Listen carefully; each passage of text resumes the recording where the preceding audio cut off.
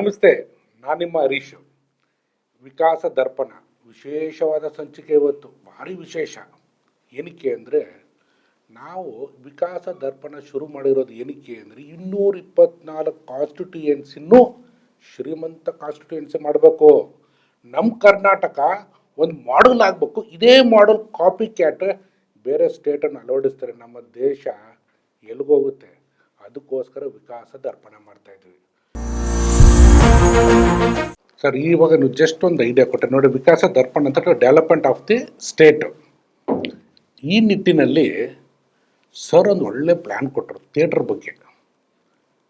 ಈಗ ಆ theatre open ಆಯಿತು ವಿತ್ ಲೆಸ್ಸರ್ ಅಮೌಂಟ್, ಕಮ್ಮಿ ಅಮೌಂಟಲ್ಲಿ ನಾವೆಲ್ಲ ಎಂಜಾಯ್ ಮಾಡ್ಬೋದು. ಅಂದರೆ ಯಾರಿಗೋಸ್ಕರ ಇದು? ನಮಗೆ, ನಿಮಗೆ, ನಾವು ನೋಡ್ಬೇಕಾಗಿರೋದು, ನಮಗೋಸ್ಕರ ಅವ್ರು ಮಾಡ್ತಾ ಇರೋದು. ಸೊ ಈ ಒಂದು ಹೋರಾಟದಲ್ಲಿ ನಾವು ಎಲ್ಲರೂ ಒಟ್ಟಿಗೆ ಸೇರಿದ್ರೆ ನಮ್ಮ ಪವರ್ ಜನರು ಬಂತು ಅಂದರೆ ಯಾವ ಸರ್ಕಾರನೂ ಬಗ್ಲೇಬೇಕು. ಸರ್ಕಾರ ಇರೋದು ಜನರಿಂದ. ಒಂದು ನೆನಪಲ್ಲಿ ಇಟ್ಕೊಳ್ಳಿ, ಜನರು ಎಲ್ಲರೂ ಒಗ್ಗಟ್ಟಾಯಿತು ಅಂದರೆ ಎಲ್ಲೋ ಹೋಗ್ಬೋದು. ಇವತ್ತು ಬಾಬು ಸರ್ ಈ ಒಂದು ಕಾನ್ಸೆಪ್ಟಿಂದ ಸ್ವಲ್ಪ ನಮಗೆ ಡೆಪ್ತಾಗಿ ಹೇಳ್ಬೇಕು. ನಮ್ಮ ಜನರು ನಿಮ್ಮ ಜೊತೆ ಇದ್ದಾರೆ, ಇದಕ್ಕೆ ಏನು ಮಾಡಬೇಕು, ಸರ್ಕಾರಕ್ಕೆ ಹೆಂಗೆ ಪ್ರೆಷರ್ ತರಬೇಕು ದಯವಿಟ್ಟು ಹೇಳಿ. ಏನೂ ಇಲ್ಲ, ಸರ್ಕಾರ ಅನೌನ್ಸ್ ಮಾಡಿ 50 ಲಕ್ಷ ರೂಪಾಯಿ ಸಬ್ಸಿಡಿ ಇಟ್ಬಿಟ್ಟಿದ್ದಾರೆ. ಅದ್ರ ಕಾಸ್ಟ್ ಆಗೋದೇ 1,25 lakhs ಆಗುತ್ತೆ. 150 to 250 ಸೀಟ್ರದ್ದು. ನಮಗೆ ಮಲ್ಟಿಪ್ಲೆಕ್ಸ್ ಥರ ಬೇಕಾಗಿಲ್ಲ. ಒಳ್ಳೆ ಟಾಯ್ಲೆಟ್, ಒಳ್ಳೆ ಅಟ್ಮಾಸ್ಫಿಯರು, ಒಳ್ಳೆ ಏರು, ಒಳ್ಳೆ ಸ್ಕ್ರೀನಿಂಗು, ಒಳ್ಳೆ ಸೌಂಡ್ ಇರಬೇಕು. ಅಂತ ಥಿಯೇಟರ್ಗಳೇ ಆಗ್ಬೇಕು. ಅದನ್ನ ನಾವು ಮಾಡಿದ್ರೆ, ಪ್ರತಿಯೊಂದು ಎಕ್ಸ್ಟೆನ್ಷನ್ ಅಲ್ಲೂ ಮಾಡಿದ್ರೆ, ಈಗ ಇಂದಿರಾನಗರದಲ್ಲಿ ಕನ್ನಡ ಪಿಕ್ಚರ್ ನೋಡೋಕ್ಕಾಗಲ್ಲ, ಕೋರಮಂಗಲದಲ್ಲಿ ಕನ್ನಡ ಪಿಕ್ಚರ್ ನೋಡೋಕ್ಕಾಗಲ್ಲ. ಈ ಥರ 100 ಪ್ಲೇಸ್ನಲ್ಲಿ, ಬೆಂಗಳೂರಿನಲ್ಲೇ ಇನ್ನೂ ಒಂದು 100 ಥಿಯೇಟ್ರ್ ಆ ಥರದ್ದಾದರೆ ಪ್ರತಿಯೊಂದು ಎಕ್ಸ್ಟೆನ್ಷನ್ ಏರಿಯಾದಲ್ಲಿ ಬೆಳೆಯುತ್ತೆ. ಹಾಗೆ ಎಲ್ಲ ಊರುಗಳಲ್ಲೂ ಆದರೆ, ಕರ್ನಾಟಕದಲ್ಲಿ ಆದರೆ 1000 ಥಿಯೇಟ್ರ್ ಆದರೆ ಎಂಪ್ಲಾಯ್ಮೆಂಟ್ ಸಿಗುತ್ತೆ. ಒಂದೊಂದು ಥಿಯೇಟ್ರಲ್ಲಿ 10 ಜನಕ್ಕೆ ಸಿಗುತ್ತೆ ಅಲ್ವಾ? ಖಂಡಿತ. ಲೆಕ್ಕ ಹಾಕಿ 1000 × 10 15-20 ಸಾವಿರ ಜನಕ್ಕೆ ಕೆಲಸ ಸಿಗುತ್ತೆ. ಸರ್ಕಾರಕ್ಕೆ ಅಷ್ಟು ಟ್ಯಾಕ್ಸ್ ಬರುತ್ತೆ. ಅಲ್ಲಿ ಲೋಕಲ್ ಮುನ್ಸಿಪಾಲ್ಟಿಗೆ ಅದರ ಟ್ಯಾಕ್ಸ್ಗಳೆಲ್ಲ ಬರುತ್ತೆ. ನಾನು ನಿನ್ನೆ ಯಾವುದೋ ಒಂದು ಇದು ನೋಡ್ತಾ ಇದ್ದೆ, ಅಮೇರಿಕಾದಲ್ಲಿ ಇರೋದು 60 ಕೋಟಿನೋ 50 ಕೋಟಿ ಇರ್ಬೋದು ಅಷ್ಟೇ. ಅವರು ಅಲ್ಲಿ 30,000 ಥಿಯೇಟ್ರ್ ಇದೆ. ಚೈನಾದಲ್ಲಿ 60,000 ಥಿಯೇಟ್ರ್ ಇದೆ.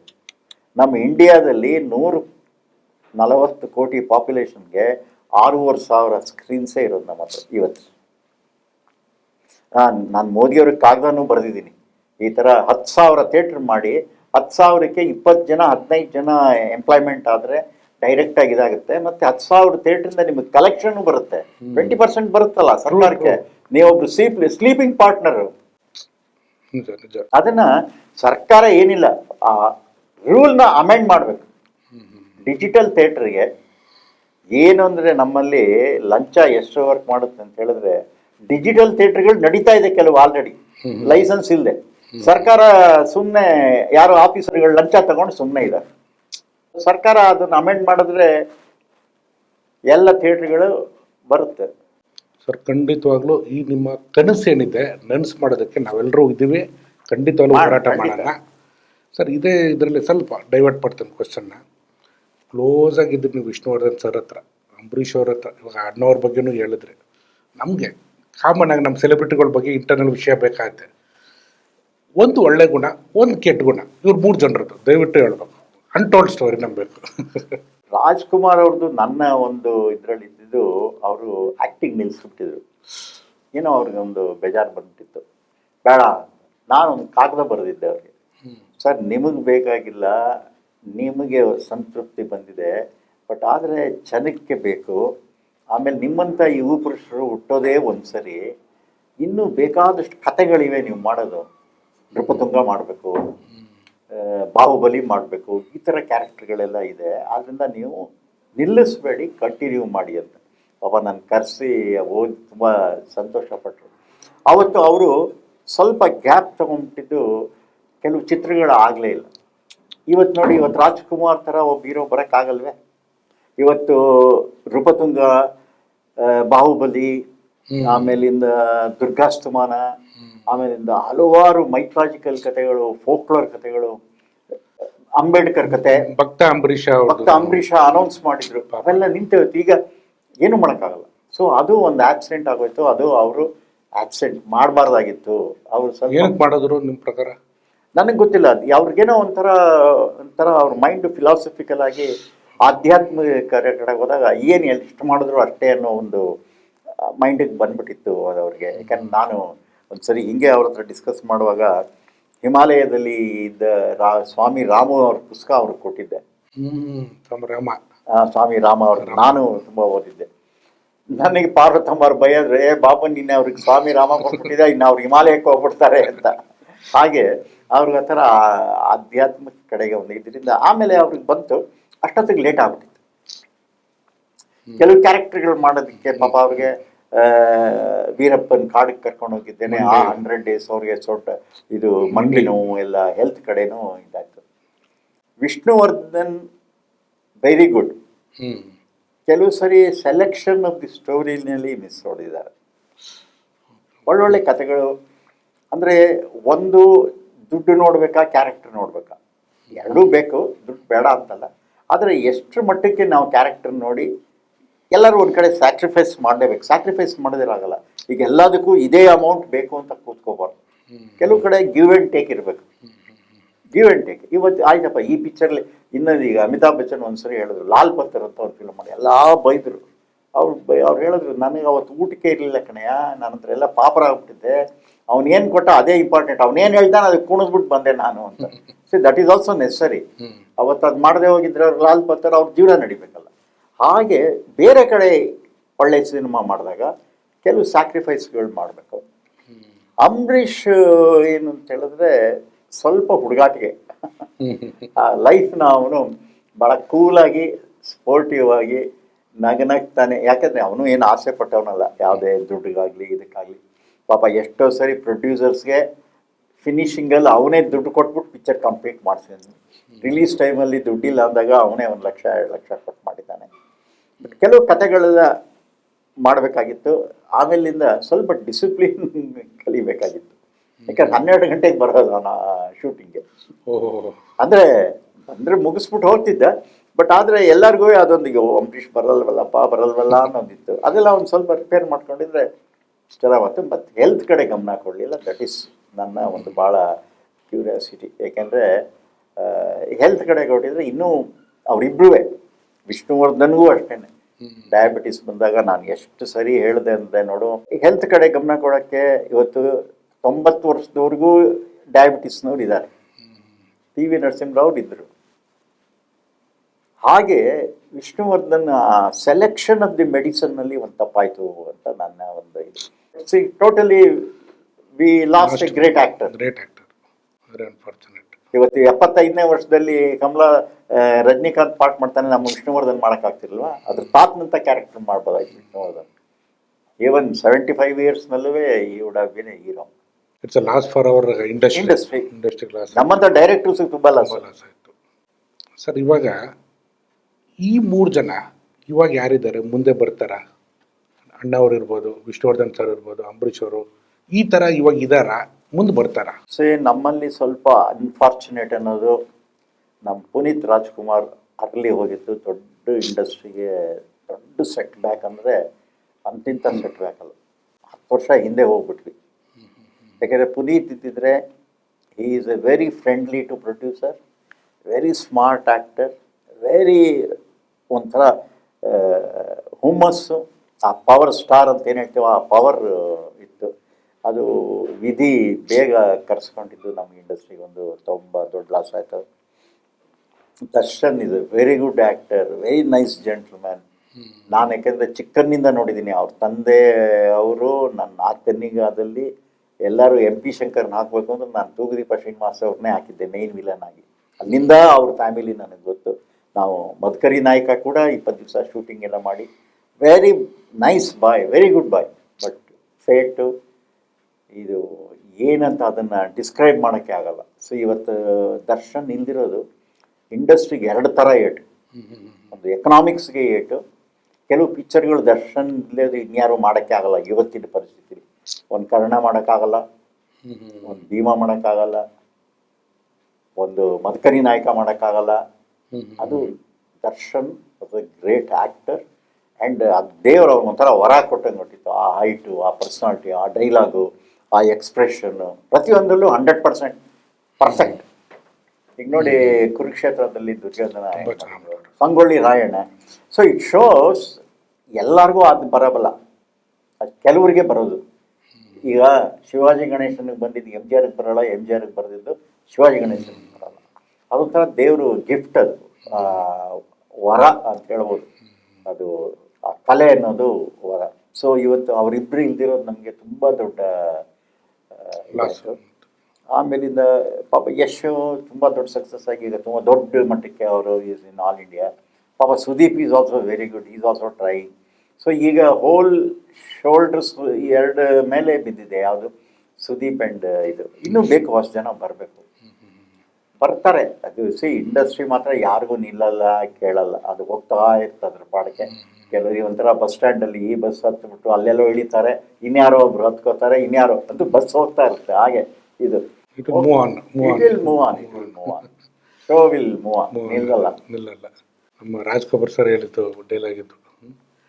ಸರ್, ಇಷ್ಟು ನಿಮ್ಮ ಒಂದು ಸುದೀರ್ಘವಾದಂಥ ಜರ್ನಿಲಿ rich experience, government, public, film industry, personal life, ಇವತ್ತಿನ ಯುವಕರಿಗೆ ನಿಮ್ಮ ಸಂದೇಶ ಏನು, ಮೆಸೇಜು?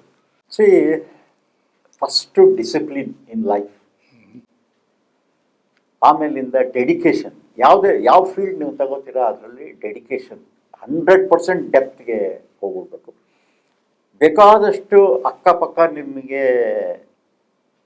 ಬೇಡದಿರೋ ವಿಷಯಗಳಾಗಲಿ, ಡ್ರಗ್ಸ್ ಆಗಲಿ, ಲಿಕ್ಕರ್ ಆಗಲಿ, ಇನ್ಯಾವುದೋ ಅಫೇರ್ಗಳಾಗಲಿ, ಈ ಥರದ್ದೆಲ್ಲ ಬರ್ತವೆ ಆ ರೋಡಲ್ಲಿ. ಅದನ್ನು ಎಲ್ಲಿ ರಿಸ್ಟ್ರಿಕ್ಟ್ ಮಾಡ್ಕೋಬೇಕು, ಎಷ್ಟರ ಮಟ್ಟಕ್ಕೆ ನಾವು ಅದರ ಹತ್ರ ಹೋಗ್ಬೇಕಾ ಇಲ್ಲ ದೂರ ಇರಬೇಕಾ, ನಮ್ಮ ಟಾರ್ಗೆಟ್ ಏನು, ನಾವೇನು ಫಿಕ್ಸ್ ಮಾಡಿದ್ದೀವಿ, ನಾವು ಅದು ಇಂಪಾರ್ಟೆಂಟಾ ಇದು ಇಂಪಾರ್ಟೆಂಟಾ ಅನ್ನೋ ಜಜ್ಮೆಂಟ್ ಕೆಪಾಸಿಟಿ ಇರಬೇಕು.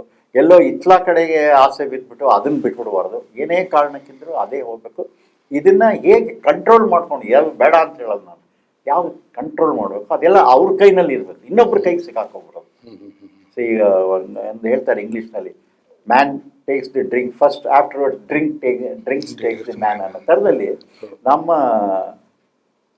ಕಾನ್ಸಂಟ್ರೇಷನ್ ಮತ್ತು ನಮ್ಮದು ಏನೊಂದು ಟಾರ್ಗೆಟ್, ಹಿಮಾಲಯ ಬೆಟ್ಟ ಹತ್ತಬೇಕು ಅಂದ್ರೆ ಹಿಮಾಲಯ ಬೆಟ್ಟನೇ ಹತ್ತಬೇಕು, ಚಾಮುಂಡಿ ಬೆಟ್ಟ ಹತ್ತಕ್ಕೆ ಹೋಗ್ಬಾರ್ದು.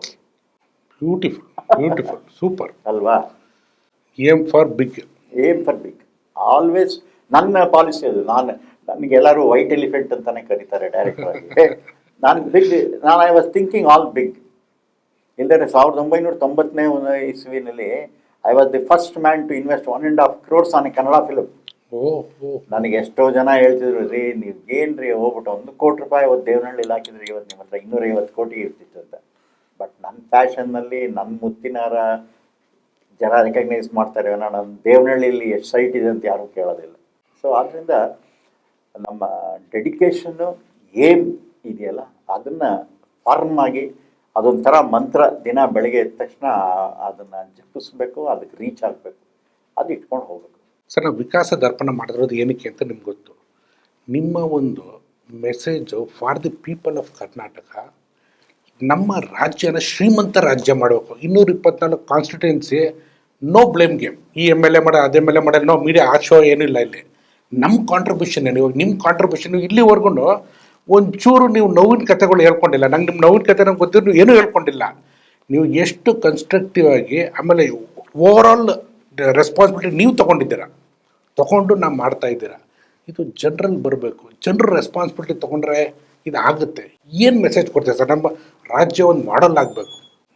ಸರಿ, ನಿಮ್ಮ ಫಿಲಮ್ ಇಂಡಸ್ಟ್ರಿಯಿಂದ ನಿಮ್ಮ ಕಡೆಯಿಂದ ಏನು ಮಾಡ್ಬೋದು ಅದನ್ನು ಹೇಳಿ ಸರ್. ಅಲ್ಲ, ನಾವು ಮೊದಲನೇದಾಗಿ ನಮ್ಮ ರಾಜ್ಯ ಇದೆಯಲ್ಲ, ಇಟ್ ಈಸ್ ಒಂದು ಗಿಫ್ಟೆಡ್ ರಾಜ್ಯ. ಸಿ, ಬೈ ನೇಚರ್ ನಮ್ಮಲ್ಲಿರೋ ನದಿಗಳು, ನಮ್ಮಲ್ಲಿರೋ ಪರಿಸರ, ನಮ್ಮಲ್ಲಿರೋ ಭೂಮಿ ಏನೂ ಇಲ್ಲ. ಈಗ ನೀವು ರಾಜಸ್ಥಾನ್ಗೆ ಹೋಗ್ಬಿಟ್ರೆ ಬರೀ ಮರಳು ಕಾಡು, ಹಿಮಾಲಯಸ್ಗೆ ಹೋಗ್ಬಿಟ್ರೆ ಬರೀ ಸ್ನೋ, ಆ ಥರದ್ದೆಲ್ಲ ಇದೆ. ಬಟ್ ನಾವು ಗಿಫ್ಟೆಡ್, ದೇವರು ನಮಗೆ ಒಂದು ಒಳ್ಳೆ ರಾಜ್ಯ. ಯಾವ ಕಡೆ ನಮಗೆ ಶತ್ರುಗಳ ಕಾಟ ಇಲ್ಲ. ಈಗ ಹಿಮಾಲಯದಲ್ಲಿದ್ದರೆ ಯಾವ ಚೈನಾದವನು ಬರ್ತಾನೋ, ಪಾಕಿಸ್ತಾನದವನು ಬರ್ತಾನೋ, ಹತ್ಲಾ ಕಡೆ ಇಲ್ಲಿ ಕಚ್ಚಿಗೆ ಬಂದರೆ ಆ ಥರ, ಆ ಕಡೆ ಬೆಂಗಾಲ್ಗೆ ಹೋದರೆ ಡಿಸ್ಟರ್ಬೆನ್ಸು ಅದು ಎಲ್ಲ ನಮ್ಗೆ ಯಾವುದೂ ಇಲ್ಲ. ದೇವ್ರ ಇದರಿಂದ we are in a very safest place. So ನಮ್ಮಲ್ಲಿ ಏನೇನಿದೆ ವಿಷಯಗಳು, ಅದನ್ನು ಆಯಾ ಊರಲ್ಲಿ ಏನೇನಿದೆ ಅದನ್ನು ಐಡೆಂಟಿಫೈ ಮಾಡಬೇಕು. ಅದನ್ನು ಐಡೆಂಟಿಫೈ ಮಾಡಿದ್ದೇನೆ, ಅದನ್ನು ಸ್ವಾರ್ಥಕ್ಕೆ ತನಗೆ ಉಪಯೋಗಿಸ್ಕೋಬಾರ್ದು. ಅದನ್ನು ನಾನು ಹೊರಗಡೆಯವ್ರಿಗೆ ಹೇಗೆ ಕೊಡಬೇಕು, ಪ್ರಪಂಚಕ್ಕೆ ಹೇಗೆ ತಲುಪಿಸ್ಬೇಕು, ಈ ರೀತಿ ಹಲವಾರು ವಿಷಯಗಳಿದೆ ನಮ್ಮ ಸ್ಟೇಟಲ್ಲಿ. ಇಲ್ಲದೆ ಇಲ್ಲ ಅಂತ ನಾನು ಉದಾಹರಣೆಗೆ ಹೇಳ್ತೀನಿ. ಮೊನ್ನೆ ಅಂಕೋಲಾಗೆ ಹೋಗಿದ್ದೆ ನಾನು. ನನ್ನ ಫ್ರೆಂಡ್ ಒಬ್ಬರು ಲಾಯರು ಪಾಪ ಕರ್ಕೊಂಡು ಹೋಗಿದ್ರು. ಕೊನೆಗೆ ಅವರು ಸರ್ ಇಲ್ಲೊಬ್ರು ಮೆಡಿಕಲ್ ಥೆರಪಿಸ್ಟ್ ಇದ್ದಾರೆ, ಬನ್ನಿ ಸುಮ್ಮನೆ ನೋಡಿ ಅಂತ. ಅವ್ರ ಮನೆಗೆ ಹೋದೆ. ಅವರೊಬ್ಬರು ಸಾಧಾರಣ ಮನುಷ್ಯ. ಅವರು ಎಣ್ಣೆ ಮಾಡ್ತಾರೆ ಈ ಪ್ಯಾರಾಲಿಸಿಸ್ ಸ್ಟ್ರೋಕ್ಗೆಲ್ಲ. ಅದು ಗಾಂಧೀಜಿಯವರಿಗೆ ಪ್ಯಾರಾಲಿಸಿಸ್ ಆದಾಗ ನಂದಿ ಹಿಲ್ಸಲ್ಲಿ ಇದ್ದಾಗ ಇವ್ರು ತಾತನ್ನ ಕರ್ಕೊಂಡ್ಬಂದು ಅಲ್ಲಿ ಅದನ್ನು ಟ್ರೀಟ್ಮೆಂಟ್ ಕೊಡಿಸಿದ್ರಂತೆ. ಅವ್ರ ಮನೇಲಿ ಪಾಪ ಒಂದು ಗಾಂಧಿ ಸ್ಟ್ಯಾಚ್ಯೂ ಇಟ್ಕೊಂಡಿದ್ದಾರೆ. ಆ ಗಾಂಧೀಜಿ ಬರೆದಿರೋ ಲೆಟ್ರೆಲ್ಲ ಇಟ್ಕೊಂಡಿದ್ದಾರೆ. ಆ ಎಣ್ಣೆನ ಬಂಗಾರಪ್ಪನವ್ರಿಗೆ ಕೊಟ್ಟಿದ್ದಾರೆ ಪ್ಯಾರಾಲಿಸಿಸ್ ಆದಾಗ. ತುಂಬ ಕೆಲವು ದೊಡ್ಡ ದೊಡ್ಡ ವೀರೇಂದ್ರ ಪಾಟೀಲ್ ಅವ್ರಿಗೆ ಕಳಿಸಿದ್ದಾರೆ. ಇವತ್ತಿಗೂ ಅವ್ರ ಎಣ್ಣೆಗೆ ಅಷ್ಟು ಡಿಮ್ಯಾಂಡು. ಅದು ಯಾರಿಗೆ ಗೊತ್ತು? ನಾನೆಲ್ಲೋ ಅದಕ್ಕೆ ಸುಮ್ಮನೆ ಅಲ್ಲಿ ಹೋಗಿದ್ದಾಗ ಅಂಕೋಲಾದಲ್ಲಿ ನೋಡಿದ್ದನ್ನು ಗೊತ್ತಾಯ್ತು. ಈ ಥರ ಹಲವಾರು ವಿಚಾರಗಳಿದೆ. ಊಟದಲ್ಲಾಗಿರ್ಬೋದು, ಎಂತೆಂಥ ಊಟ ಇದೆ ಇವತ್ತು ಬರೀ ಇವತ್ತು ನಾವು ಹಾಳಾಗಿರೋದೇ ಈ ಪಿಜ್ಜಾ ಇವು ಎಲ್ಲ ಫಾರಿನ್ ಕಂಟ್ರೀಸ್ ತಗೊಂಬಂದು. ಈಗ ನಮ್ಮ ಅಕ್ಕಿ ರೊಟ್ಟಿ ಆಗಿರ್ಬೋದು, ನಮ್ಮ ರಾಗಿ ರೊಟ್ಟಿ ಆಗಿರ್ಬೋದು, ಆ ಥರ ಅಡುಗೆನಲ್ಲೂ ವಿಧವಾದ ಇದೆ. ಮಲೆನಾಡಲ್ಲಿ ಒಂಥರ ಇದೆ, ಮಂಗಳೂರಲ್ಲಿ ಒಂಥರ ಇದೆ, ನಾವು ಬಿಜಾಪುರಿಗೆ ಹೋದರೆ ಇದೆ. ಅದನ್ನೆಲ್ಲ ಯಾವ ರೀತಿ ಮಾಡಬೇಕು, ಪ್ಲಸ್ ರಿಸೋರ್ಸಸ್, ನ್ಯಾಚುರಲ್ ರಿಸೋರ್ಸಸ್ ಏನೇನಿದೆ, ಯಾವ ಥರ. ಆಮೇಲೆ ಟೂರಿಸಮ್ ಭಾಳ ಮುಖ್ಯ. ಟೂರಿಸಮ್ಗೆ ಅವ್ರ ಊರಿಗೆ. ಸೊ ಈಗ ನಾನು ಎಲ್ಲೋ ಒಂದು ಕಡೆ ಮಲೇಷ್ಯಾದಲ್ಲಿ ಹೋಗಿದ್ದೆ. ಅಲ್ಲಿ ಹೇಗೆ ಅಂತ ಹೇಳಿದ್ರೆ ಟೂರಿಸಮಲ್ಲಿ ನಿಮ್ಮ ಮನೆಗೆ ಏನು ನಾವು ಹೋಮ್ ಸ್ಟೇ ಅಂತೀವೋ ಅದರದ್ದೇ ಒಂದು ಒರಿಜಿನಲ್ ಕಾನ್ಸೆಪ್ಟು ನಿಮ್ಗೆ ಅವ್ರ ಮನೇಲೇ ಇಟ್ಕೋತಾರೆ. ಅವರು ಊಟನೇ ಹಾಕ್ಕೊಡ್ತಾರೆ. ಅವರೆಲ್ಲ ನಿಮ್ಗೆ ಆ ಪರಿಸರ ಎಲ್ಲ ತೋರಿಸ್ಕೊಂಬರ್ತಾರೆ. ಅಲ್ಲಿ ಹಿಸ್ಟ್ರಿ ಹೇಳ್ತಾರೆ, ಅಲ್ಲಿ ಜಾಗ್ರಫಿ ಹೇಳ್ತಾರೆ, ಆಮೇಲಿಂದ ಅಲ್ಲಿ ನಡೆದ ಕಥೆಗಳು ಏನೇನಿದೆ ಅದನ್ನೆಲ್ಲ ಹೇಳ್ತಾರೆ. ಸೊ ಆ ಥರದ್ದೆಲ್ಲ ಟೂರಿಸಮ್ಗೆ ತೊಗೊಂಬರ್ಬೇಕು. ನಮ್ಮಲ್ಲಿ ಮಾತ್ರ ಟೂರಿಸಮ್ಮು ಭಾಳ ಬ್ಯಾಡ್, ವರ್ಸ್ಟ್. ಅಂದರೆ ಈಗಿರೋ ಮಿನಿಸ್ಟ್ರು ವರ್ಸ್ಟು. ಅವ್ರಿಗಂತ ಟೂರಿಸಮ್, ನಾನು ಫಿಲಮ್ ಟೂರಿಸಮ್ ಬಗ್ಗೆ ತುಂಬ ಹೇಳಿದೆ. ವರ್ಲ್ಡಲ್ಲಿ ನ್ಯೂಜಿಲೆಂಡಲ್ಲಿ, ಹಾಲಿವುಡ್ಡಲ್ಲಿ ಈ ಲೇಬರ್ ಪ್ರಾಬ್ಲಮ್ ಸಿಕ್ಕಾಪಟ್ಟೆ ಆಗೋಯ್ತು. ಸೊ ಅವಾಗ ಏನು ಮಾಡಿದ್ರು ಪ್ರೊಡ್ಯೂಸರ್ಸ್ ಎಲ್ಲ, ಜೇಮ್ಸ್ ಕ್ಯಾಮರನ್ನು ಟೈಟಾನಿಕ್ನ ಹಾಲಿವುಡ್ಡಲ್ಲಿ ತೆಗಲಿಲ್ಲ. ಈ ವೆಂಟ್ ಟು ಕೆನಡಾ. ಬಿಕಾಸ್ ಅವ್ರ ಇನ್ಸೆಂಟಿವ್ಸ್ ಎಲ್ಲ ಕೊಟ್ಟರು. ಅಲ್ಲಿ ₹1000 ಖರ್ಚಾದರೆ ಅದು ₹50 ಆಗೋದು ಕೆನಡಾದಲ್ಲಿ. ಸೊ ಆಗೋದ್ರು. ಅದಕ್ಕೆ ಲಾರ್ಡ್ ಆಫ್ ದಿ ರಿಂಗ್ಸ್ ಅನ್ನೋ ಪಿಕ್ಚರ್ನ ನ್ಯೂಜಿಲೆಂಡಲ್ಲಿ ಮಾಡಿದ್ರು. ಅವರು ಎಷ್ಟೋ ಇನ್ಸೆಂಟಿವ್ ಎಲ್ಲ ಕೊಟ್ಟರು. ಅವ್ರದ್ದು ಟೂರಿಸಮ್ಮು 8% ಇತ್ತು. Lord of the rings release ಆದಮೇಲೆ 351%ಗೆ ಹೋಯ್ತು ಏನು ಟೂರಿಸಮ್. ನಾನು ಆಸ್ಟ್ರೇಲಿಯಾಗೆ ಹೋಗಿದ್ದೆ ಸುಮ್ಮನೆ. ಆಸ್ಟ್ರೇಲಿಯಾಗೂ ಹೀಗೆ ಹಾಲಿವುಡ್ಡಿಂದ ಕೆಲವರೆಲ್ಲ ಅಲ್ಲಿ ಹೋದ್ರಂತೆ. ಅಲ್ಲಿ ಪ್ರೈಮ್ ಮಿನಿಸ್ಟರ್ನ ಮೀಟ್ ಮಾಡೋದಂತೆ. ನಾವು ಈ ಥರ ಹಾಲಿವುಡ್ಡಿಂದ ಬಂದಿದ್ದೀವಿ, ನಮಗೆ ಒಂದು ಜಾಗ ಕೊಡಿ, ನಾವು ಸ್ಟುಡಿಯೋ ಮಾಡ್ತೀವಿ ಅಂತ. ಒಂದು ಸ್ಪೆಷಲ್ ಯೂನಿಟ್ ಮಾಡಿ ಆ ಆಸ್ಟ್ರೇಲಿಯನ್ ಪ್ರೈಮ್ ಮಿನಿಸ್ಟ್ರು ಆ ಹಾಲಿವುಡ್ ಟೀಮ್ಗೆ ಊರೆಲ್ಲ ನೋಡ್ಕೊಂಬನ್ನಿ, ನಿಮ್ಗೆ ಎಲ್ಲಿ ಜಾಗ ಸಿಗುತ್ತೆ ಅಲ್ಲಿ ಕೊಡ್ತೀನಿ. ಅವರು ಎಲ್ಲ ತಿರುಗತ್ತೆ. ಕೊನೆಗೆ ಅಲ್ಲಿ ದೊಡ್ಡ ದೊಡ್ಡ ಶೆಡ್ಗಳಿತ್ತಂತೆ, 25 ಶೆಡ್. ಅದು ಕುರಿಗೆ ಇಟ್ಟಿದ್ರು, ಅಂದರೆ ಕುರಿ ಸಾಗಾಣಿಕೆಗೆ. ಮಾಡ್ರನ್ ಟೆಕ್ನಾಲಜಿ ಬಂದಾಗ ಅದನ್ನೆಲ್ಲ ಕುರಿ ಸಾಗಾಣಿಕೆ ಎಲ್ಲ ಹೊರಗಡೆಗೆ ಹಾಕ್ಬಿಟ್ರು. ಈ ಶೆಡ್ಗಳೆಲ್ಲ ಹಾಗೆ ಖಾಲಿ ಇತ್ತು. ದೊಡ್ಡ ದೊಡ್ಡ ಶೆಡ್ಡು, ನಮ್ಮ ಫ್ಲೋರ್ ಥರ ಶೆಡ್. ಅವರು ಇದು ಹಾಲಿವುಡ್ನವರು ಇದನ್ನೇ ಯಾಕೆ ನಾವು ಆರ್ಡರ್ ಮಾಡಿ ಕನ್ವರ್ಟ್ ಮಾಡಬಾರ್ದು ಅಂತ ಹೋಗಿ they as the prime minister, sir ಈ 20 ಶೆಡ್ ಇದೆಯಲ್ಲ, ಇದು ನಮಗೆ ಕೊಟ್ಬಿಡಿ ಸಾಕು, 20th Century Foxಲ್ಲಿ ನಾವು ಮಾಡ್ತೀವಿ ಅಂತ. ಅವ್ರು immediate, there was no meeting, 7 ಡೇಸಲ್ಲಿ that entire 25 sheds and the land was given to 20th Century Fox. ಅವ್ರು ಇರೋ ಶೆಡ್ಗೆ ಸುಣ್ಣ ಬಣ್ಣ ಹೊಡೆದು ನಮ್ಮ ಲೈಟಿಂಗ್ ಎಲ್ಲ ತಗೊಂಬಂದು ಅಲ್ಲಿ ಮಾಡಿದ್ರು. ಇವತ್ತು that's the most popular studio in Australia, Sydney. ವಿಯೆಟ್ನಾಮಲ್ಲಿ ಹಾಗೆ. ವಿಯೆಟ್ನಾಮಲ್ಲಿ ಮೊನ್ನೆ ಆಸ್ಕರ್ ಬಂತು. ಆ ಡೈರೆಕ್ಟ್ರು ಈಸ್ ಫ್ರಮ್ ವಿಯೆಟ್ನಾಮ್. ಅವನು ಏನು ಹಾಲಿವುಡ್ಡಲ್ಲಿ ಮಾಡೋಕ್ಕೆ ಇಷ್ಟ ಅಲ್ಲ ಆ picture. I want to do it in my own country. ಅವನು ಹೋಗಿದ್ದೆ, I met the prime minister, sir ಈ ಥರ ನಾವು ಮಾಡ್ತಾ ಇದ್ದ. ನಮ್ಮಲ್ಲಿ ಇಲ್ಲಿ ಜಾಗ ಇಲ್ಲ, ಏನಿಲ್ಲ, ನೀವು ಯಾವ್ದಾದ್ರು ಜಾಗ ಬೇಡಿ ಸರ್. ಆ ಏರ್ಪೋರ್ಟ್ ಹತ್ರ 2 ಶೆಡ್ ಇದೆ, ಆ 2 ಮುಚ್ಚೋಗ್ಬಿಟ್ಟಿದೆ, ಏನು ಕೆಲಸ ಇಲ್ಲ. ನಾವು we will convert it into studio ಅಂತ ಹೇಳಿ. Immediately the prime minister passed an order, the 2 sheds were given to the film unit. So they started a studio. Now that's a big studio. ಅಂದರೆ will power ಇರಬೇಕು. Will power ಇರಬೇಕು. So ಇಲ್ಲಿ ರಾಮನಗರಕ್ಕೆ ಹೋಗುವಾಗ ನಮ್ಮ ತಂದೆ ಶೋಲೆ ಇಲ್ಲೇ ಆಗಿದ್ದು ಶೂಟಿಂಗು ಅಂದರು. ನೋಡಿ, ಒಂದು ಮೂವಿ ನಾಗರಹೊಳೆ ತಾವು ಮಾಡಿದ್ದೀರ, ಒಂದು ಮೂವಿನ ಇಂದ ಟೂರಿಸ್ಟ್ ಸ್ಪಾಟ್ ಆಗ್ಬೋದು, ಅಥವಾ ಒಂದು ಟೂರಿಸ್ಟ್ ಸ್ಪಾಟ್ನ ಗ್ಲೋಬಲಲ್ಲಿ ತೋರಿಸೋ ತಾಕತ್ತು ಮೂವಿಲಿದೆ. 224 ಕಾನ್ಸ್ಟಿಟ್ಯೂಯೆನ್ಸಲ್ಲಿ ಏನಾರ ಒಂದು ವಿಶೇಷವಾದದ್ದು ಇತ್ತು ಅಂದರೆ ಯೋಚನೆ ಮಾಡಿ, ಬಾಬು ಸರ್ ಏನಾರ ಅದ್ರ ಬೇಸ್ಡ್ ಆನ್ ದಟ್ ಅವ್ರ ಕ್ರಿಯೇಟಿವಿಟಿಲಿ ಕ್ರಿಯೇಟ್ ಮಾಡಿಬಿಡ್ತಾರೆ. ಫಿಲಮ್ ಮಾಡಿದ್ರೆ ಎಲ್ಲಿ ಹೋಗ್ಬೋದು, ಥಿಂಕ್ ಮಾಡಿ. ಒಳ್ಳೆ ಐಡಿಯಾ ಕೊಟ್ಟಿದ್ರೆ ಯೋಚನೆ ಮಾಡುವಂಥ ವಿಚಾರ. ಸರ್, ಇಷ್ಟೊತ್ತವರೆಗೂ ತಮ್ಮ ಶೂಟಿಂಗು ಬ್ಯುಸಿ ಶೆಡ್ಯೂಲಲ್ಲಿ ನಮ್ಮ ಸಮಯ ಕೊಟ್ಟಿದ್ದಕ್ಕೆ ತುಂಬ ಧನ್ಯವಾದಗಳು ಸರ್. It's a pleasure. ನೋಡಿ, ನಮ್ಮ ಹತ್ರ ಏನಿದೆ ನಾವಂತೂ ಹೋಗುವಾಗ ಏನು ತಗೊಳ್ಳೋಲ್ಲ. ಇರುವಾಗ ಕೊಟ್ಬಿಟ್ಟು ಹೋಗ್ತಾ ಇರ್ಬೇಕು. ಕೊಡೋದು ಇಂಪಾರ್ಟೆಂಟ್. ಯಾರಿಗೋ ಒಂದು ಇನ್ಸ್ಪೈರ್ ಆಗ್ಬೋದು, ಏನೋ ಒಂದು ಇನ್ಸ್ಪೈರ್ ಆಗ್ಬೋದು. ನಮ್ಮ ಎಕ್ಸ್ಪೀರಿಯನ್ಸ್ನ we have to share it. ಅದರಲ್ಲಿ ನಾವು ಲಾಭ ನಷ್ಟ, ಜಿಪುಣತನ ಅವೆಲ್ಲ ಏನು ಮಾಡಬಾರ್ದು. It should be big hearted. ಹೇಳ್ತಾ ಹೋಗ್ಬೇಕು, ಕೊಡ್ತಾ ಹೋಗ್ಬೇಕು. One and only Rajan Singh Babu sir is a legend. Because of this we have to adapt that. Thank you sir. ಮತ್ತೊಮ್ಮೆ thank you sir. Thank you.